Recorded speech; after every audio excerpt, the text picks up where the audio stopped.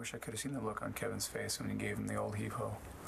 That's not how I would describe it. But how do you even know what happened? Can I not know? He's singing a sob story all over town. Oh, I doubt that. Well, he's a Buchanan, isn't he? Those people don't get what they want. They just start being like 2-year-olds. No, I bet he's crying on someone's shoulder right now.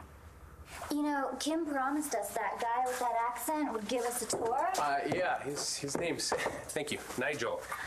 Right, but I think he's busy, so why don't you do the honors?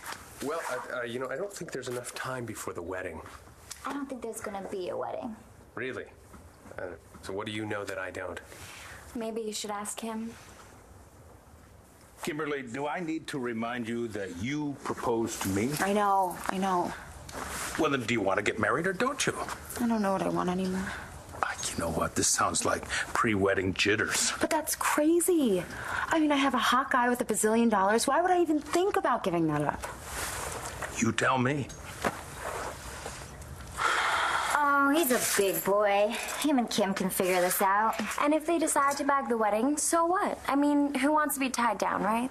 Well, I guess it depends on who you're tied down to. How about you? Wife? Girlfriend? Boyfriend? None of the above. Seriously? How does a hunk like you not have somebody special?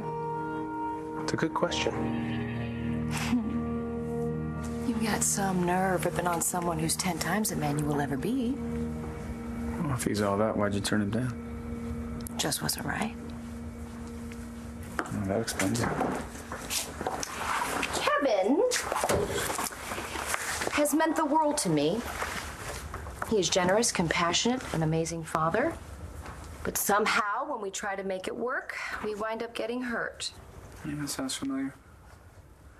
You and Blair? Yes, or me and Taya. This is stressful for everyone, so let's try to behave like grown-ups. I'm sure that Skylar would be happy to give Gigi a moment to say goodbye. No, forget it. Sierra Rose is staying right where she is. Okay, I don't care what judge you dug up or how much you paid. Excuse me? Nobody in their right minds would hand a newborn over to a drug addict. This doesn't change anything, right, Eli? I mean, what we have is legal. I'm afraid not. That decision was made before all the facts came in. What facts? The results of Skylar's hearing with the ethics committee. After he was cleared of any impropriety, it was decided that there's no longer any reason to keep him from his child. You want to back me up here, Counselor? It's true.